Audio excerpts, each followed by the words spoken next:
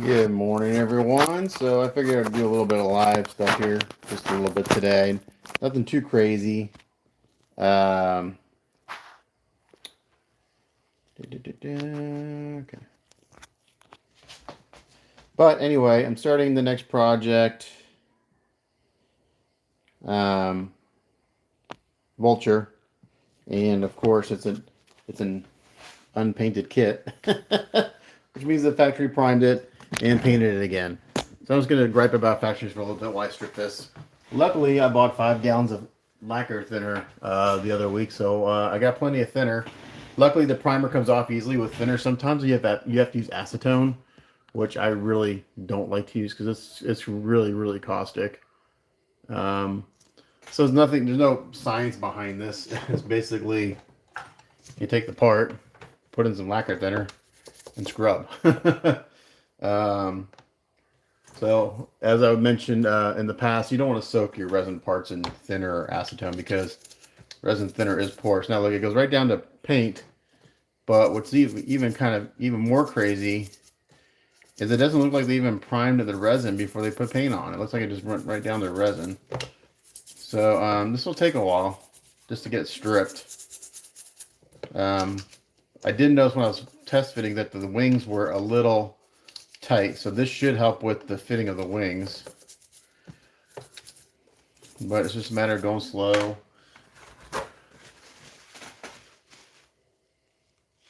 What's up, Tony? Just, getting all this off, unfortunately. I don't know why factories do this, but look, if I take the paint off, it looks like it goes right to resin. It looks like they didn't even prime the resin, which is kind of weird. But, I don't like the color they use. It's kind of, I don't know. It's kind of hard to tell what the factory paint job looks like because I'm destroying it, but, and another reason I don't like to use acetone is because if there's any putty work on the piece, the acetone will melt the putty, which means I've got to go back and redo the putty work. So lacquer thinner will take the paint and primer off, and as long as you don't soak it, it won't take the putty off. But this is just, it just looked really thick to me. The primer on top. And it's funny, Tony, my client, like, is that thick primer or is it a painted piece? And like, I'm about to find out because I just got done washing it, and I was about to throw a coat of stylo resin on there because again, I like to throw a light coat of my own primer on pieces just so I know I have a good surface to start with. And it's a good thing I didn't because that would just been one more layer on top of this. Luckily, this piece isn't that complicated. And there's not a ton of crazy like little details. This suit's pretty simple. It's just kind of got this pinstripe texture in it. So I'm not gonna get 100% off. There's no way you get all 100% off, but we get like as much off as we can. Um, but you can see it's coming off relatively quick. It doesn't take a ton of time. Once I get most of it off, I'll go in with a toothbrush and really kind of scrub. I really want to scrub these keys out because the wings weren't wanting to fit down all the way. And it felt like, okay, there's some interference there, probably because the layers of paint and primer. So if you want to hang out for a little bit while I just sit here and play with lacquer thinner and a toothbrush, feel free to do so.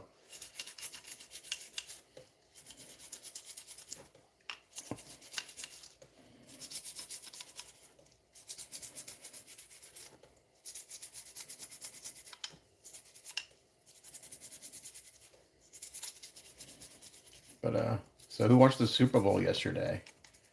I did. I really wasn't going for a certain team. I really didn't care who won. But I thought it was pretty damn boring until fourth quarter. It was all defense. So what the hell? Come on, someone's got to score. And then, we went to overtime and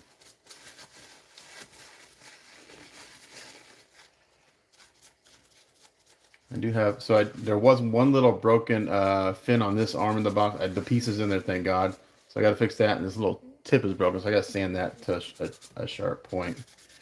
So these little fins on the arms are apparently pretty fragile. Nothing too bad, but it's rare that I get. It's not very often I get something that's a piece that's been damaged or has damage, but those are pretty fragile.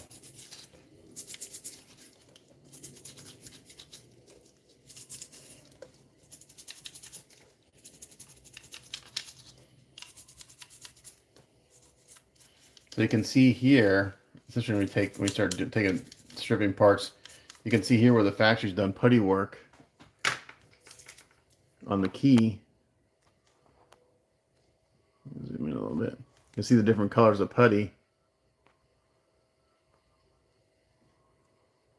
You can see here where the factory went into the putty work to get things to fit. Tony's a Chiefs fan.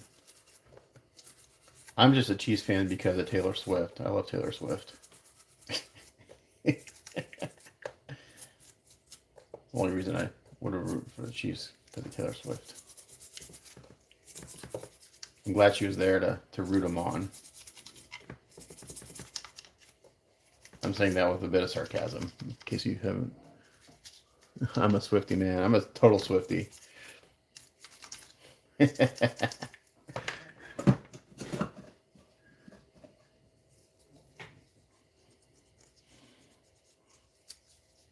I honestly don't see what all the hate is all about. Who cares? I mean, if anyone who follows me personally kind of knows my, I don't want to get into politics on this channel, but you kind of know my political leanings. I'm pretty much in the middle, but it's too fun to make fun of certain people, and the whole conspiracy theory behind that is just ridiculous to me. I'm like, seriously, you have way too much time in your hands. You're diving that deep. But anyway, enough of that. I don't want to get into that. This channel has nothing to do with that. If you want to argue about politics and stuff, go to my personal page. This is all about modeling. That's why I have a separate model page, so I don't get involved with that shit. Okay, so this arm's actually almost done. The body is going to be tougher just because it's bigger. I'll have to put a towel down. Okay. But there's a lot of, I mean, the suit, for being so simple, has got these, I'll go through a lot of gloves, they'll melt.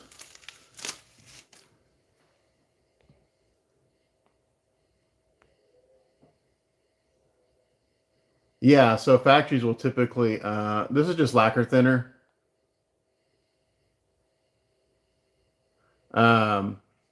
Yeah, so factories many times will go in and do putty work and stuff to get things to fit. You just don't see it because it's been primed.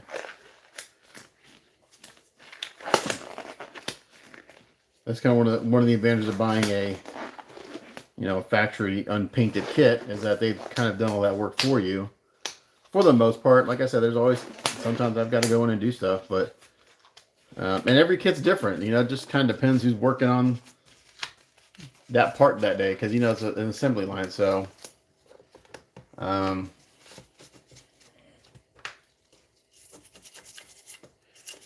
on this particular kit, there is no masking. So that's nice. There's no masking on this one. So it's the green suit. His wings, from the references that were sent, look like they're metallic green, which I kind of like. It's kind of cool. So we'll do that metallic green on the wings. Looking at what the factory did for paint, I'm not a fan of the color. It's, I don't know. It's like shamrock green. I'm not sure I like that.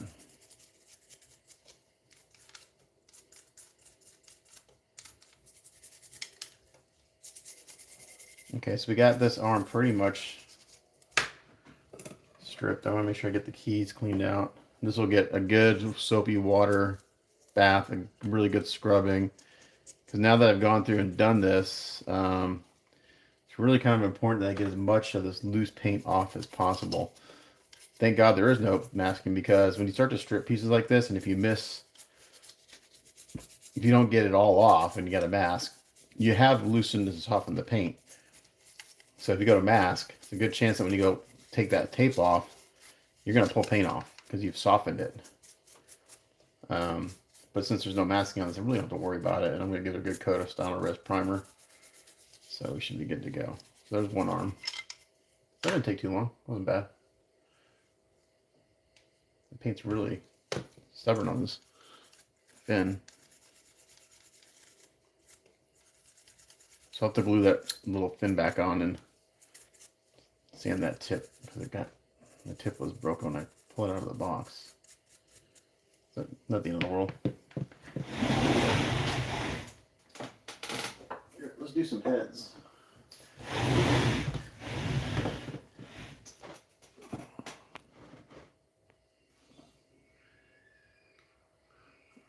Work on that.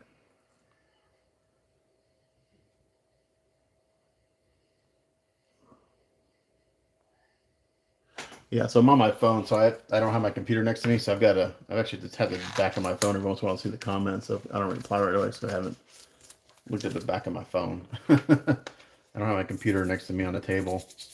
I only usually do that when okay, so now the heads were not painted. Look, that's just right down to bare resin.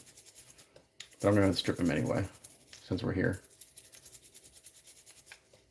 So far, just that one arm's been painted.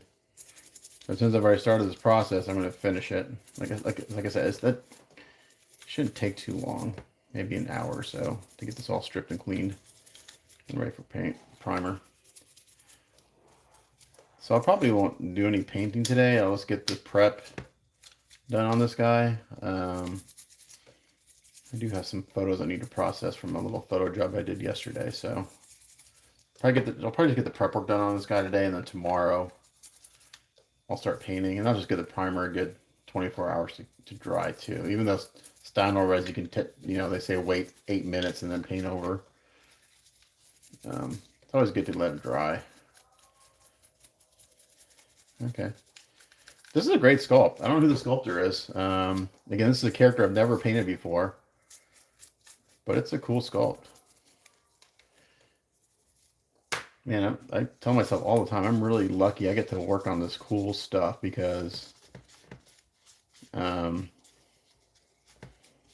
I'm not a collector, but I just like the art. I like the art form. I don't know anything about these characters. It's like when I started doing Gundams. I never had watched a Gundam cartoon in my life. I just like the freaking robots. I think they're just badass. I still don't know a lot about Gundam. I know when I had back surgery. Oh, it was going almost 10 years ago. When was that? 2014? Oh, no. See, this head was painted. See, look, this one was painted. That's skin tone right there. Isn't that funny? So that head wasn't painted. This one was. I was doing a lot of. I wasn't doing figures yet, and I was doing a bunch of Gundam commissions for one particular client. And he knew I was having back surgery because I told him, hey, man, I'm not going to be able to work on stuff for a while I'm having surgery. And one day he sent me a box, and there was a bunch of Gundam DVDs and Blu-rays. So I watched the original series, which I actually really enjoyed. And then I started to watch the Unicorn series, which I still have, and I have not watched it. But I'm kind of itching to do Gundams again. I've got the Neo grade that just came in. Tony, who this is for, he actually has that same kit. He's a figure guy, but he really liked that the Suzabi, and he's like, "Can you still get that kit?" And I go, but it's not an original, but I can still get it. And so I got he bought the GSV kit, and I've had it for 3 years now. I was looking at when I uploaded that review on unboxing. That was 3 years ago. That he got that kit and sent it to me. So I actually have two 1/60th Suzabis in my queue. I'm not going to do them at the same time. That's way too much, and I don't want to get parts confused. And they're long projects. I'm anticipating 6 weeks per project. Again, I just did the parts check on the Neo grade one that I just got in. 335 parts, I think I counted. So quite a few more parts than a figure.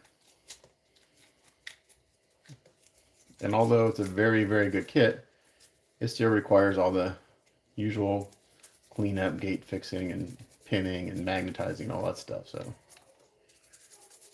okay, so it's stripped pretty easily. So I got through gloves pretty quick. If this is acetone, a glove wouldn't even last that long.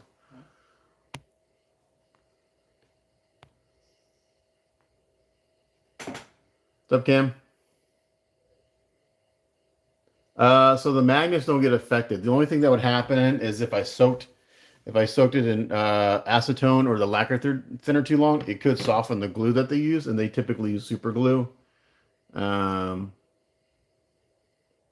I wouldn't leave it in there very long. I don't know if you. I was talking about something I did years ago. I had a Gundam kit that I was painting, and the paint just was not sticking for some reason. It was a G System shop kit. It was a one. I can't remember the name of the kit. Anyway, it was one of the first. It was like the second or third resin kit I was ever working on, and the paint wasn't sticking. So I knew that there was a contamination on the resin, even though I had cleaned it and everything. So I put all the parts in some lacquer thinner, put it in a tub, and I left like for the day and came back like 8 hours later, and the resin had turned into rubber. It was completely destroyed. So I basically melted like a $300 or $400 kit.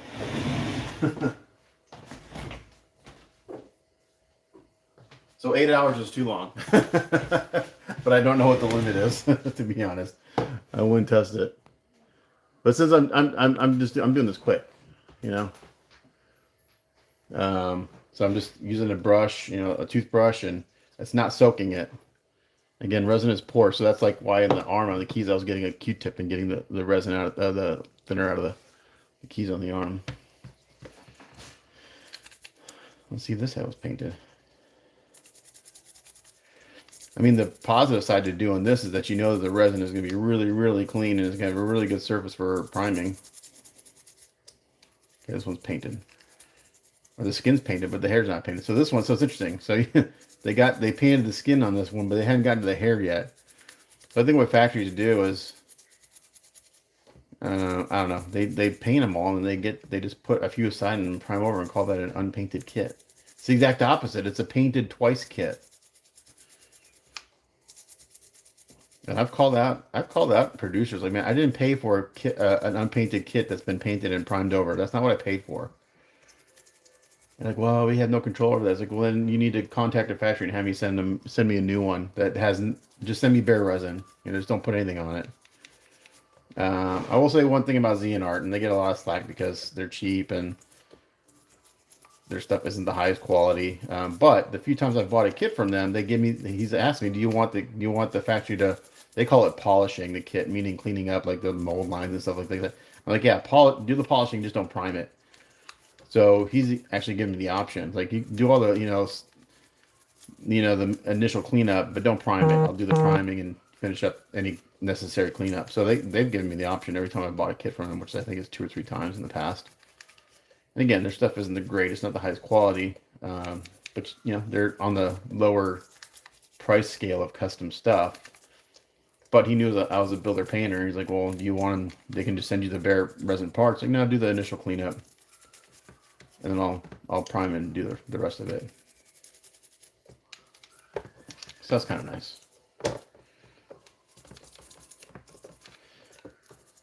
I was actually worried that this primer wouldn't come off with lacquer thinner. Sometimes this is their primer they use is like really tough. If it's like a lead-based primer, really nasty. I mean, good but nasty. Good meaning that is super durable and high quality, but nasty meaning that it is too durable and you have to use acetone. And I don't like using acetone because it's way more caustic than lacquer thinner, and you definitely don't want to soak resin in acetone too long.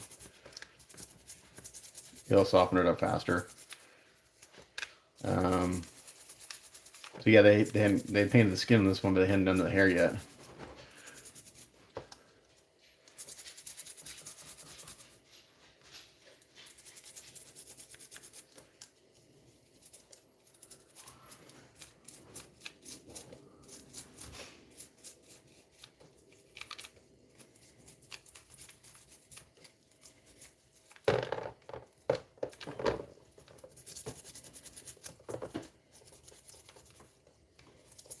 So once I get all these parts pretty much stripped, I'll dump this lacquer thinner, and I'll probably get a clean vat of lacquer thinner and do it one more kind of just one more rinse in lacquer thinner, and then I'll get a bath in soapy.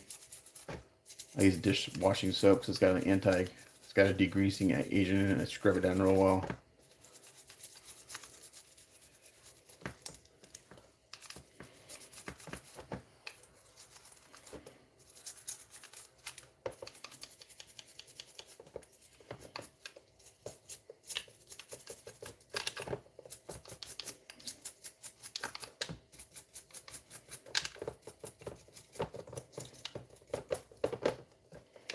So this isn't rocket science. There's nothing, nothing, again, difficult about this. It's just an unfortunate step I've got to take to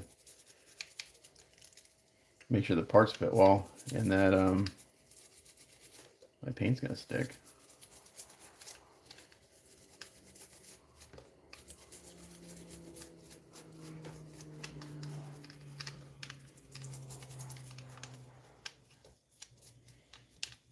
So once I get this all cleaned up, I'll see if the wings fit back into the arms. That helps. Because one of them wasn't wanting to go in all the way, and I didn't want to force it. The wings are thin, and I don't want to put a lot of pressure on them, so I don't want to break them.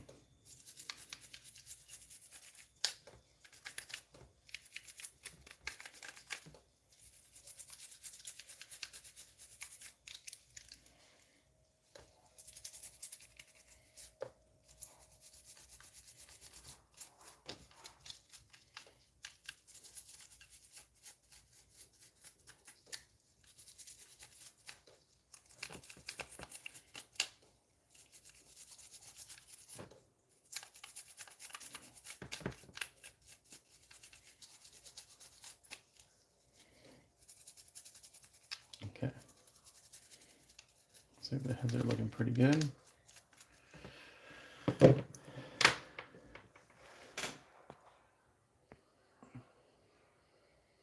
up, nice guy? Yeah, I like the portrait. Like I said, the sculpts are really cool. It's a good sculpt. Yeah, I don't know anything about this character other than he's a Spider-Man villain.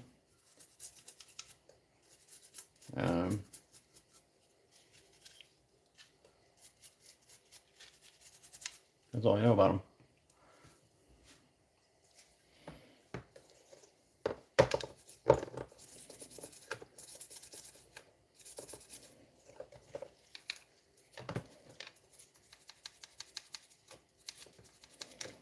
Okay, this arm was painted.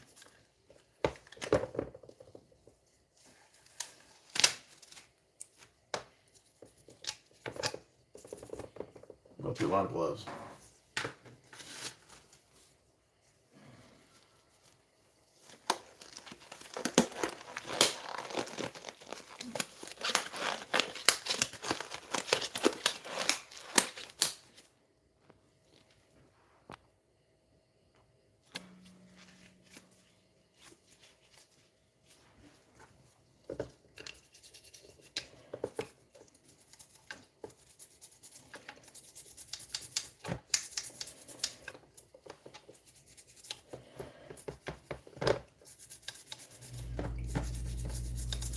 I'm kind of regretting selling all my Gundam kits. I had so many great freaking Gundam kits. It was ridiculous. I had so many cool kits. There's a few that I can still get. And they're not crazy expensive. There's one I really would love to do. I bought it and I actually pinned it as a 1/35th GPO3 from G System Shop.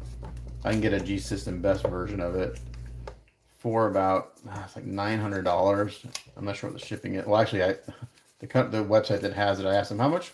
There's like 4 kits they had that I wanted. It's the same website that we got the GSB Sazabi from. Like, how much for all these kits? I think the total price was like $2,300 shipped. It's like, oh man, that's actually not bad for all those kits. There's like, I think it's 5 kits. So roughly, you know, $600 a kit, which is actually really good. I just want $2,300. But I would actually love to do the 1/35th GPO3. I'm not sure if anyone would hire me to do that piece. It would be very expensive to do. But it's just it's a great kit. And when I was pinning it, the original one, I was actually surprised how well it went together. Actually, the first one I had I think it was a GSB kit. It was a GSB GPO3. It wasn't the G System Shop original one. There's a story behind that kit too. So anyone who wants to listen to me ramble on. Back in the day, there's another builder, Matt Tomchek. He's really not active on the modeling boards anymore. He was it's funny because we used to get confused because we had the same first names. Our last names are both Polish and very similar, and we actually look very similar. We both have goatees and wear glasses, It's kind of funny. He's kind of like my pseudo twin. Very talented model builder. Kind of got inactive when he started having kids, which I totally get. He had his first child, and life gets busy, so he really wasn't building that much. But anyway, when I was first gotten resin, the first resin kit I ever bought was a 135th RX-78. So the very first kit I ever bought that was resin was a huge ass 135th resin Gundam, not having any clue what I was getting into. And I just kind of figured it out. It actually went together pretty simple. So then I kind of got addicted to it. So I got the 135th GP03, and at that time I wasn't confident in my skills or ability. So I actually commissioned Matt Tomchek. He built and painted my 135th RX-78, and then a few years later I commissioned him to do the GP03. And it took him a long time. His brother was going through some health issues, and he was helping him with that. But anyway, I got the GP03 back, and it looked really, really good. Unfortunately, I couldn't keep it very long because we needed some money pretty bad. Young couple with kids, and I had to sell it. I basically sold. I took a bit of a loss on it, but I only got to enjoy it for about 2 weeks, and he did a pretty good job on it. So I bought the kit myself, and years later, and pinned it, but I never painted it. I just, again, I was kind of getting out of Gundam. I went through and sold a bunch of stuff, and that's the one I sold. And I was like, man, I wish I would have kept that one. It's a big boy, a lot of parts, full interframe, tons of detail. But he'd be a fun one to do. What's up, Dennis? Denny's Wang. Hey, are you gonna review the? Are you gonna do the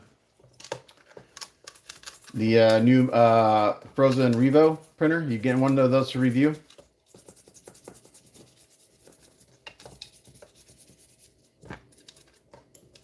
Because your channel's like the one I go to when I need to up for 3D printing and stuff, as far as settings and stuff.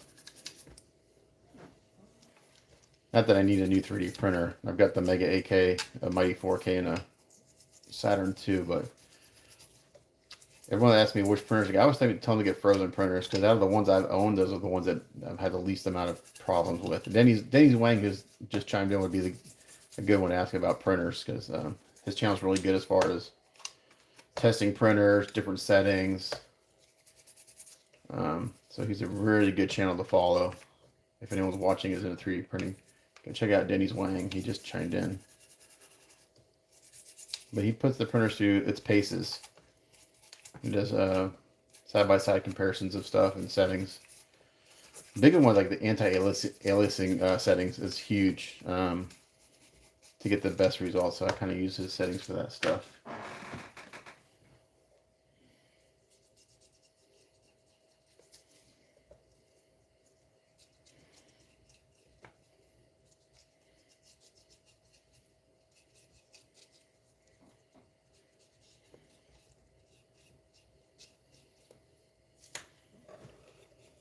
I feel bad. So a new client of mine, never done anything before, reached out to me a long time ago, not a long time ago, a while ago, about doing a quarter scale Mary Jane for him. It's the kit that I've actually printed a few times, because at the time, the guy who owned the STL was selling STLs. He doesn't sell the STLs anymore, but I own it, so I can print it. And he bought a kit, not from the guy who originally did the STL, so I want to make this perfectly clear. It's not from him, because I thought it was, and I reached out to him this morning. But anyway, he sent me a kit that he bought from someone. Spent like $400 on it. I opened it up, and it's an absolute shit. I mean, I was like, I told the guy, like, this isn't even worth trying to fix. There's cracks everywhere. Basically, it's a 3D printed kit, but it's cracking. And I told him, like, look, I can try to fix these cracks. I can fix them, but it's going to crack again eventually. So I told him basically that the kit's trash. It's not even worth trying to work on, because I could try to work on it, but the prep alone would take like a week, and it still wouldn't be 100%. There's just no way. It's just really shitty. So I told him, like, if you really want this piece, I can print it, paint it for you, but it's not cheap, and you're already however much you're in for this kit. So we'll see if he reaches out to me. I feel really bad for him. He bought the kit from a second hand. But it's just a really shitty kit. It's like, man, I'm not even touch this, because if it starts cracking in the future, I don't want it on my, you know, on me that it's cracking. It has nothing to do with me. It's just the quality of the piece. Okay, I'm getting there. There's 2 arms and the heads. Again, I'll probably go over this. I'll clean this thinner out and get fresh and go over these one more time, because this thinner is getting dirty. You can see how dirty it is. It's still working. It's just dirty. So, but it's getting like 99% of all the stuff off.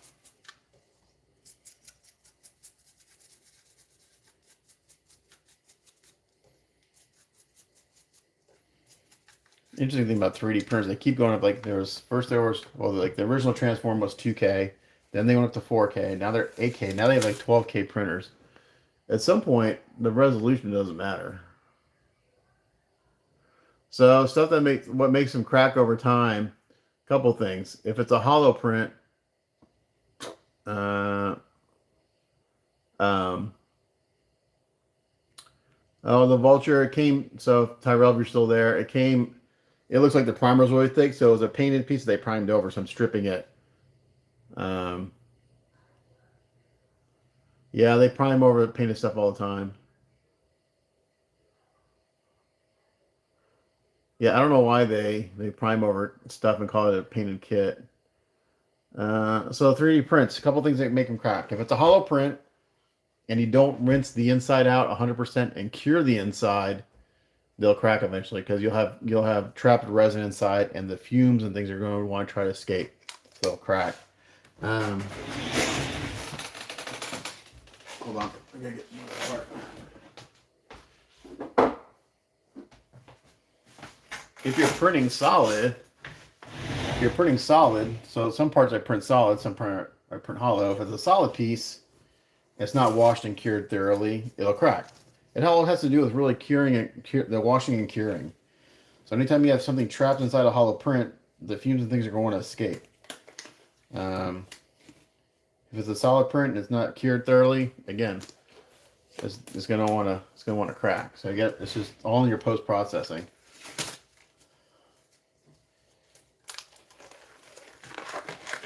So 3D prints are great. You just have to know how to handle them. You know.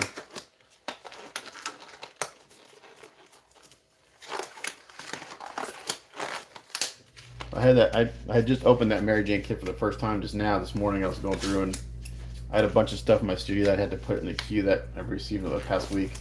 I'm like, I haven't looked at this kit. I should look at it. And I opened it. I was like, man, this is just shit. It's crap.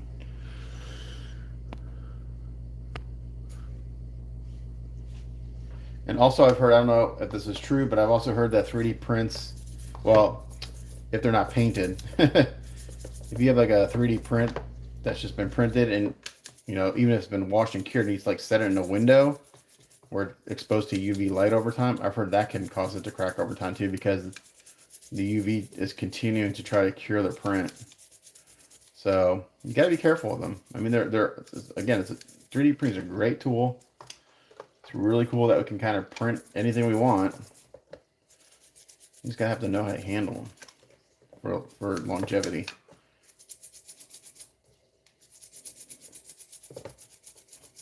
So that's why, like, if I get a piece that's been 3D printed by someone else, I can't guarantee the print, because I'm not the one that printed it. I'll guarantee my paint work. If the paint starts to flake off or something because I didn't clean it properly or something, then that's on me. But if the print starts to crack, that's not on me. That's on whoever printed it, because I didn't wash and cure it correctly.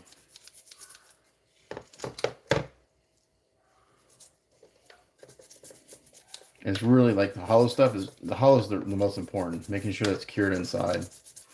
So I've got a bunch of little LEDs that are battery powered. When I do hollow prints, I just stuff it full of LEDs. And I just let them sit there for 30, 45 minutes while I'm doing on something else, and let them cure the inside of the print.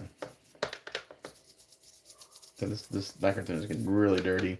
I'll probably strip this arm and the other arm. Well, I could probably get the body done on this. The body's big. Let's see.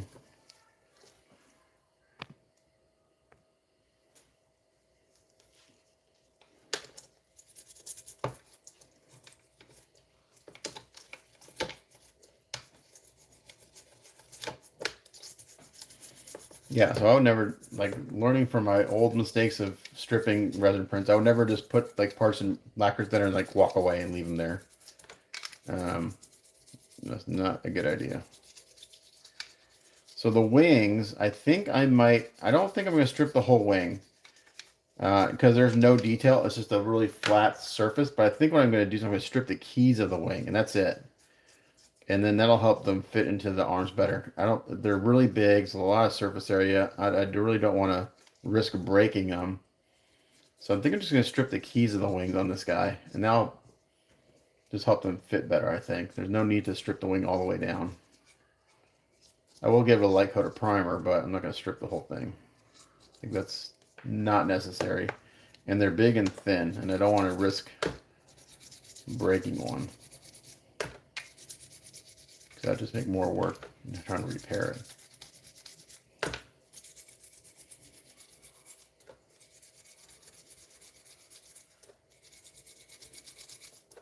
But as I kind of work with the thinner and I just kind of let it kind of run over this, it starts to soften up the paint as it drips around the surface.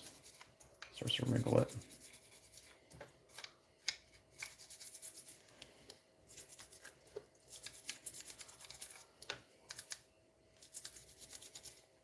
Yeah, it's a whole bit like I can feel the thinner going into it.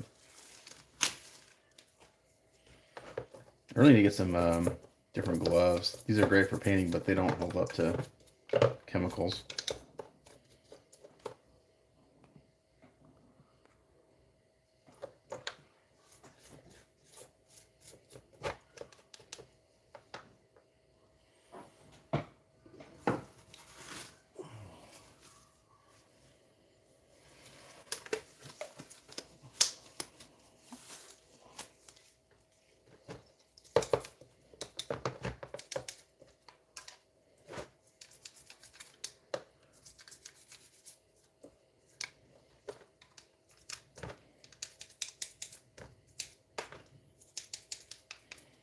Nothing like the smell of lacquer there in the morning.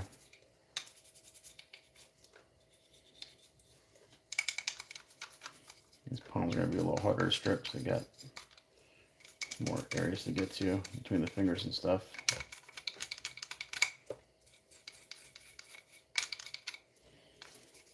Yeah, this is actually a good quality kit. As I take this thinner off, the only putty I see is around the keys, which is normal.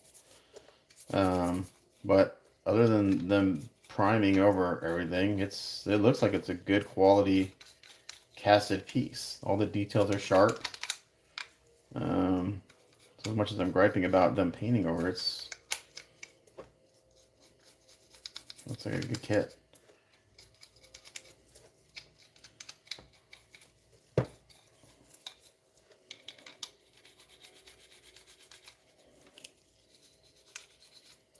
It's just a shame that they do this. It just adds more unnecessary layers of paint to hide any details that are there.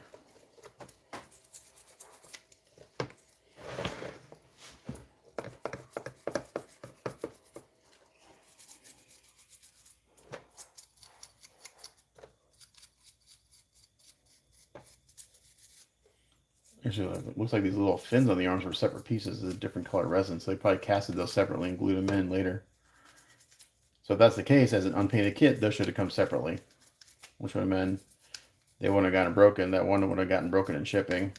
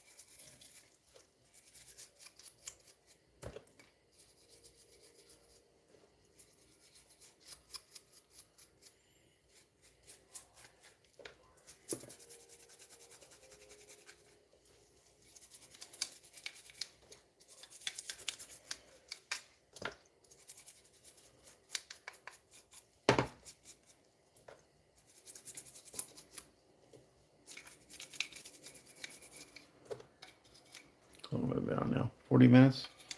I probably won't bore you with any more of this. I just want to kind of get on and gripe about it for a little bit. So I still have another arm to do. I still got a ways to go. That'd be done by now, but probably another hour or so just to strip this guy and then wash it and then get in primer.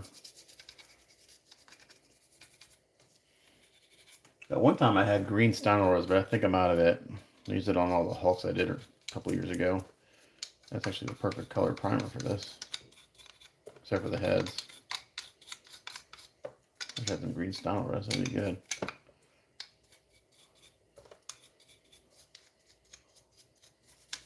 Use this kind of a base tone. Okay, that arm's done.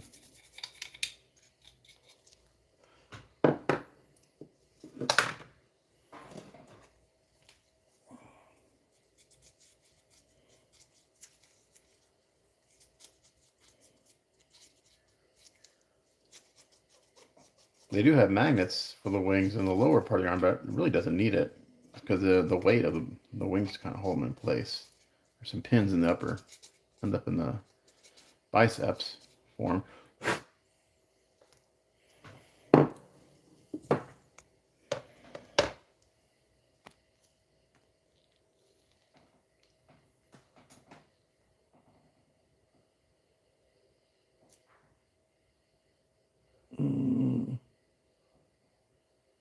Sazabi, I gotta reach out to my client to find out when he wants me to start that, because that kind of depends on well, two things.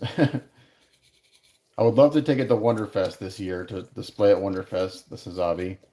Also, it kind of depends on his budgeting and all that stuff, because it's a long project, and when I have projects that go multiple weeks, I typically don't ask for anything up. I don't ask for payment on a project until it's done. But if something starts going over like 2 weeks or a week and a half, then I typically will ask to get paid for that week's work. So really kind of depends on his budgeting. Now that particular project, since it's going to be, I estimate 6 weeks worth of work, so about 240, 250 hours is kind of what my estimate is based on the first one I did. Now that one, we're going further. He wants to light the thrusters. We're gonna have a custom base made for it. So there's gonna be some modifications that needed to be done for that. So it could go a little bit longer. So again, me just rambling on. So it kind of depends on when he wants to start me working on that, and his budgeting as far as making payments as I go. So it's kind of on him. That being said, he has thought about having, we have someone that we know that makes custom metal parts, mostly for sci-fi stuff, but having the thrusters, all the thruster belts turned into aluminum. Don't know what that cost. I have to reach out to the person that does that. If that's the case, and we have to wait for those to be turned into aluminum so I can use them. The advantage to having them turned into aluminum, we can have them put holes in the thrusters for LEDs. The resin ones, I'd have to drill my own holes. So anyway, I'd like to, if I'm going to take it to Wonderfest, the sooner the better, because I'd like to get it going. I could possibly like start it, get to a certain point, and take a break on it and do like a figure for a week, depending if we're waiting on parts to get made or a base to get made. So that could be a possibility too on that one. So, and I plan on going to Wonderfest this year. I haven't decided not to go. My big question is, am I going to drive? If I ever take models to Wonderfest, I drive. Well, I take that back. I flew last year and I took the Naren Samurai Predator I did for Tony, and I had to. I was able to carry it on the way there. On the way back, they made me check it, which really sucked. I was a nervous wreck. Luckily, on the way back, it was a direct flight. So, but I had to check it on the way back. So, if I'm taking pieces of Wonderfest, I want to drive because I don't want to worry about the airlines breaking something or getting lost or any of that, any of that stuff. So. I haven't booked a room for Wonderfest yet. last year I didn't stay at the hotel because I just have a hard time paying like $150 for a bed for a night.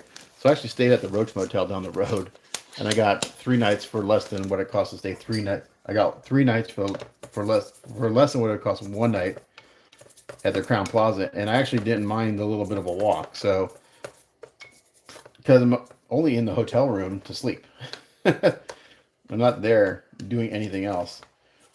What would make a difference is like if I was buying a bunch of stuff like during the day and I needed to go drop it off in my room. But the past two Wonderfests I've been to, I haven't really bought anything. I picked up some stuff for Tony a couple years ago that he bought. That was the year my engine blew on the way home. But since I don't build for myself anymore, I don't have like I really don't want to buy stuff. If I see something that's cool, it's like I'll reach out to a client like, hey, you should buy this and have me paint it for you. So I'll message them like, hey, while I'm here, I should get this, and you should add this to your collection. Have me do it for you. So yeah, so Zabi, hopefully I'm not gonna start this week. No, I gotta get this done. I'm doing this Vulture here, and then next week I'll probably do. I've got a client that lives in. I always get this wrong. I think he comes from Houston, but he basically brings me 4 or 5 pieces. I do them. He drives up, picks them up, and drops off more. So I've got a few pieces here that like the Sandman I did for him, the SUP Spider-Man 29 I did for him. I think of one. Oh, there's a Venom here I did for him. So he's got 3 pieces that are finished, ready to be picked up. And so he's thinking about coming up next weekend. And I told him I could probably get one more done before he comes up. That way anyway, he's got some stuff to drop off and he wanted to pick up those 3. So if I do the Venom if I get Vulture done this week, which I'll get done by Friday. And then if I can get one more piece for him done, I can get one more piece done next week for that guy. That puts me into the 3rd week of February. We'll see if I start this as Zabi. Because, let's see, what's it? February. Wonderfest is June. March, April, May. Let's work backwards. February, March, April, May, June. Yeah. The latest I'd want to start this is Zabi is beginning of April. That's the absolute latest. If I want to take it to Wonderfest.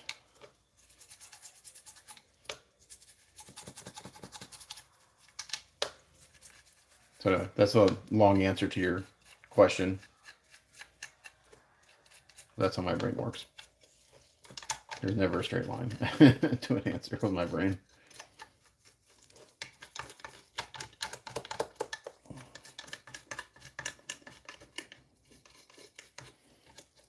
So isn't this exciting to watch?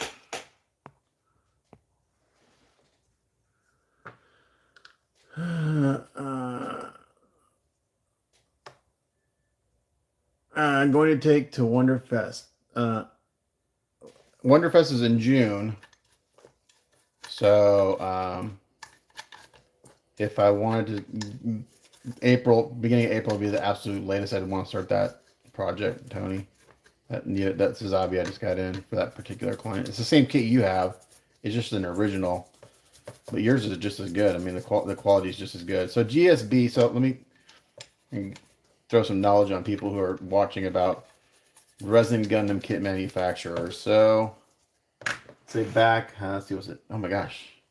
2008, 2009-ish. That's kind of like when I got into resin Gundams. The large scale stuff. There were really 2 manufacturers. One was called G System Shop and one was called G System Models. From what I understand, basically it was one company at one time and they split off. G System Shop kind of kept all the old stuff they were doing, and G System Models went off and started doing their own thing. So G System Models are the guys that were doing like some of the busts I have, the 124th Zabi bust I did, the 124th High New bust I did, 124th New bust. They did a lot of busts. They actually had a 135th Zaku that was a really killer sculpt, but you can't get that anywhere. I've never found the kit. They stopped making it years ago. I've never found one for resale. G System Shop are the ones that did like all the Gundams I was doing back, 10 years ago. The Yag Dogas, the 172nd Sinanju, the Gyaradoga, all that stuff I was doing for that one particular client. Those were from G System Shop. Okay, now we have a company called G System Best, which from what I understand is more remnants from G System Shop and G System models. And what they did is they basically started casting some of the G System models. They started casting all those kits themselves. So I don't know who was the original owner of those, sculpts and molds and everything. But basically, G System Shop and G System Best were doing the same kits. And to be honest, the G System Best kits were higher quality. The casting was way better. So they were taking the G System Shop kits, cleaning them up, and refining the sculpt and refining the moldings and castings. And they were way better, high quality. Way easier to work with, better fitting stuff. Okay. G System Best also started like casting some of the Neo grade stuff. So they were, and this is in China or, Korea and stuff. So their copyright laws and recasting laws are basically non-enforceable, non-existent. So they just kind of do whatever they want. But so anyway, so G System Best started casting all those kits. So that's where, I've had a few of the G System Best kits, and they were better than the G System Shop kits. So you have like three companies that were at one time one company. All these guys split apart and started doing their own thing and casting each other's kits and stuff. So, but at one time I owned almost every single G System Shop kit that they had, and I ended up selling them all. Probably my two biggest regrets was the 135th XS. I owned that kit 3 times. And I got a really good deal on the second version from Hobby Wave. I got it for like $1,700, and then eventually it was going up to like $2,700, $2,500 from G System Shop. But yeah, you can't even. I'm sure there's some people out there that own it. I know a few people that own it, but I doubt they would sell it. And if they did sell it, they would ask a pretty penny for it. That's another one I wouldn't mind doing. I was so close to having someone hire me to build the 135th XS, the kit that I owned.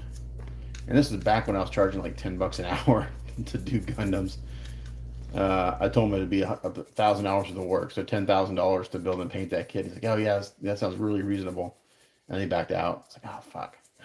But that kit would take 6 months. It's just massive. There's 2,000 resin pieces, and they all have to be refined and stuff. But man, it'd be a killer project. And if I ever had to do one of those, if anyone ever hired me to do it, that's like a kit I would not ship. I would hand deliver that. I would drive it to wherever that client lived and deliver it. So yeah. All right, so the arms are done, the heads are done. I got to do the body.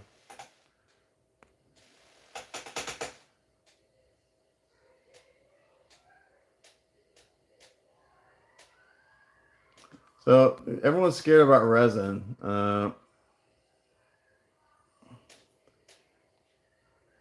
At the time, 2 thumbs up. You're one. Oh, thanks, Kens. Appreciate it.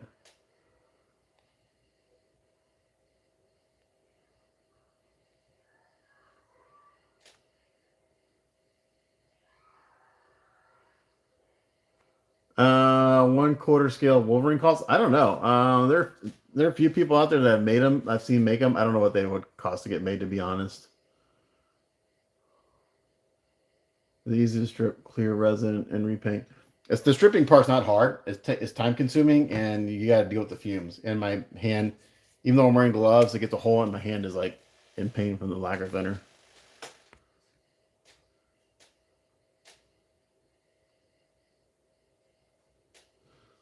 So who was saying about resin kits? Oh, G1 Mech. So everyone's really intimidated by resin, and it's not that hard. I mean, it's like working with a plastic kit. It's just more prep, more sanding. You gotta learn how to pin stuff. Pinning's not that, again, a lot of my fellow builder painters get mad at me because I say things not, and maybe just because I've been doing it for so long, I don't think it's hard. There are definitely some things that are challenging, but you know, it just takes time. You got if you want to get good results, you have to be willing to put the time in. Um, so, and when you paint for yourself, you paint it, you build and paint to satisfy you. You're the only person that's got to like it. It's your piece. Um, that being said, there are people that will enter stuff into competitions and they get butt hurt when they don't win a gold on something that's obviously not worth a first prize. And they're like, why isn't it? You know, their own perception of what their work is different than what it actually is. So there are those kind of people that kind of get butt hurt when they're not getting first place trophies when their work is, you know, merit quality work. So I'm not going to strip the base. I don't think the base is fine, even though it's got the primer on it. It's fine. I'm not going to strip it. So for the wings, I'm just going to strip the key. Again, I don't want to strip. These things are pretty. They're large and flat, and I don't want to risk breaking any of the feathers. But I'm just going to strip back to the key here. And hopefully that'll help them fit a little bit better. So I'm going to be a little more careful here with stripping. But a lot of people are really intimidated by resin. I say just get yourself a small resin kit and go for it. I don't if you're into Gundams, I do not recommend a conversion kit for your first kit because a lot of times those resin conversion kits, they don't fit very well, and then you're stuck with this part doesn't fit. What, you know, they're harder to work on many times. It depends on the manufacturer, how well the castings are. So I don't recommend. A lot of people say, "Oh, you should do a conversion kit first." I don't recommend that. I recommend a small, like even a small SD kit, something that's a full kit. It kind of gets you your feet wet with pinning and adding magnets and stuff like that. It's a good place to start with a resin kit for Gundam. For figures, just get yourself a bust, you know, something with no parts on it, and learn how to do basic cleanup and prep. And then move on to a figure that, you know, you got to put the arms on and put the legs on, and just, you know, it's sanding, putty work, maybe some minor sculpting here and there.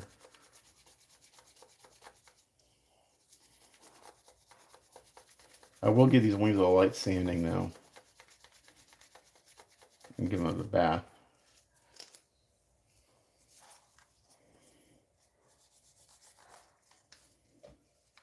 Because, you know, splashing a little thinner on them here and there, just from this process.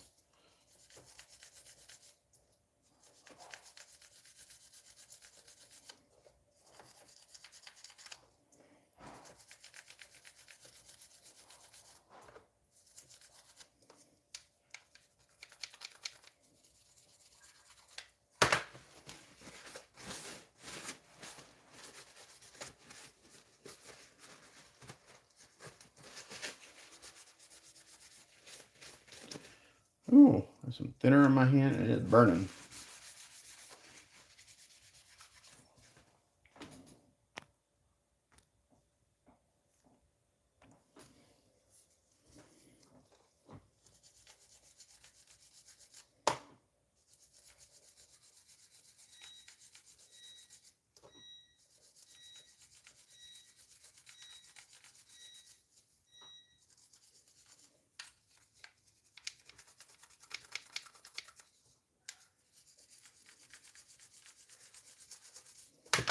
Okay, so we got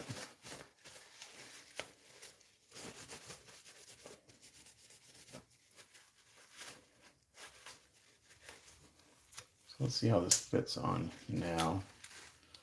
What I'm really concerned is my glove getting caught on one of these wings and snapping it off.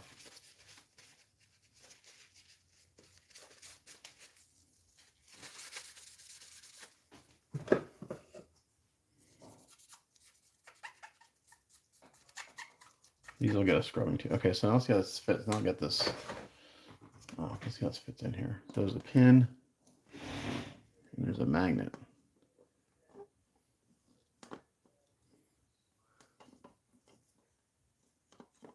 Oh, that's the wrong arm. Let's put it on the right arm.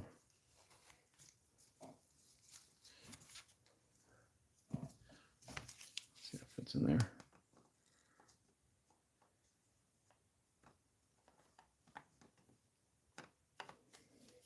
Okay, so see how well that fits now?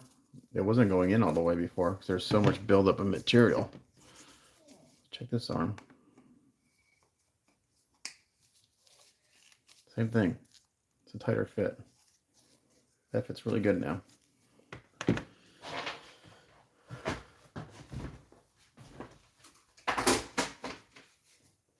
So let's do it before and after on these guys. So here's the other wing, which goes on to this arm.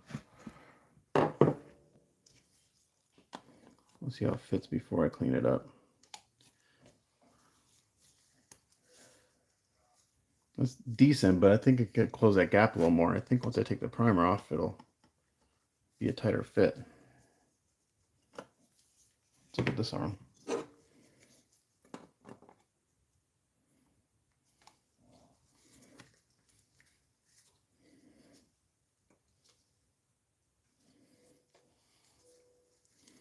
Yeah, see a little bit of a gap. Let's see if we can close it up.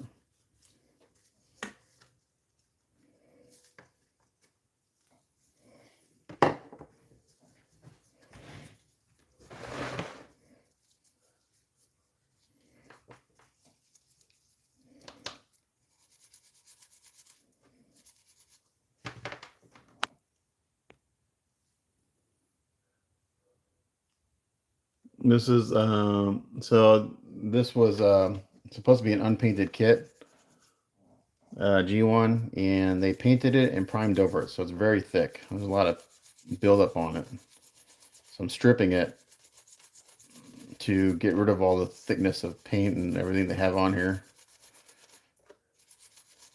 And it'll just help bring up the details more. So that's why I'm stripping it. On the wings, I'm just doing the keys.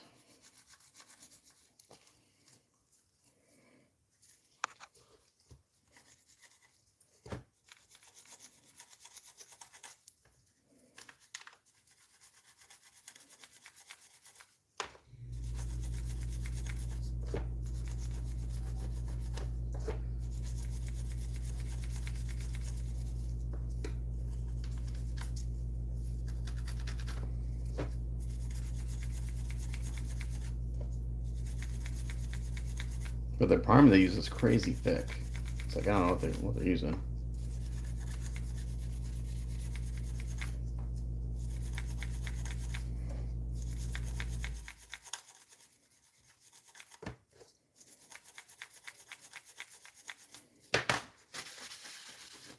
Like even the automotive primer I use isn't this thick.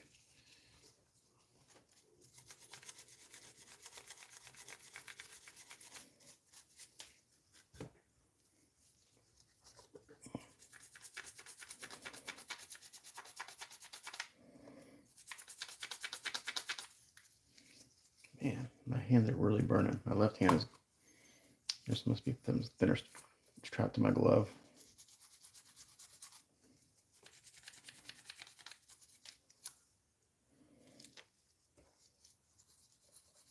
Oh poop. I got thinner on that spot. I didn't want to do that. May just create more work. I may have to end up stripping these after all. So I'm getting thinner on everything.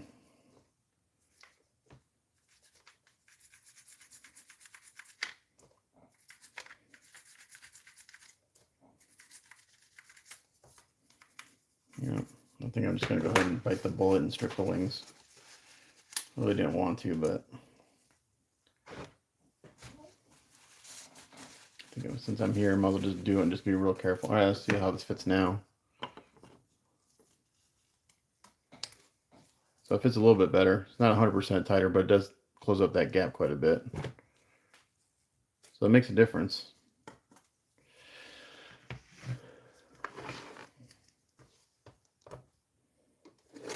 Just going to be careful.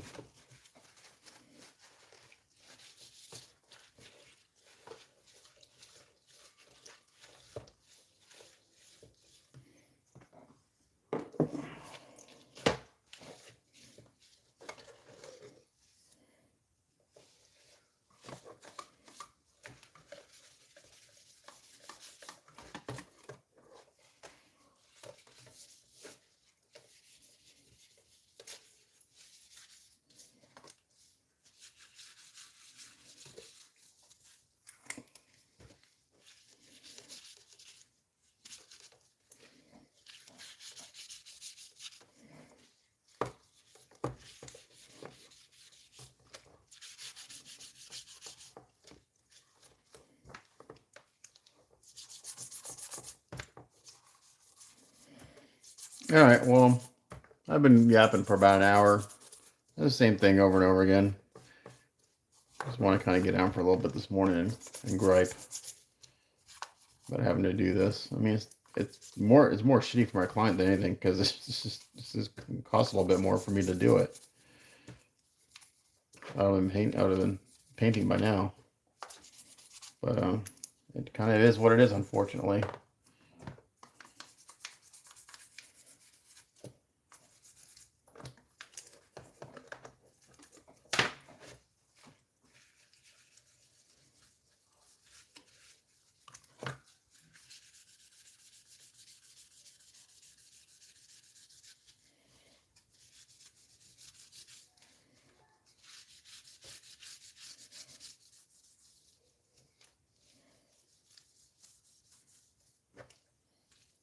And this lacquer thinner I got in here is getting saturated with paint anyways.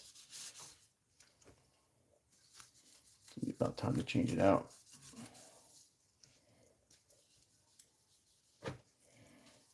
Yeah, I can tell it's a good kit underneath all this primer. Everything, the details are there. The only putty work is in the joints. Sometimes you'll strip things and there'll be like a ton of putty work everywhere and try to hide their crimes.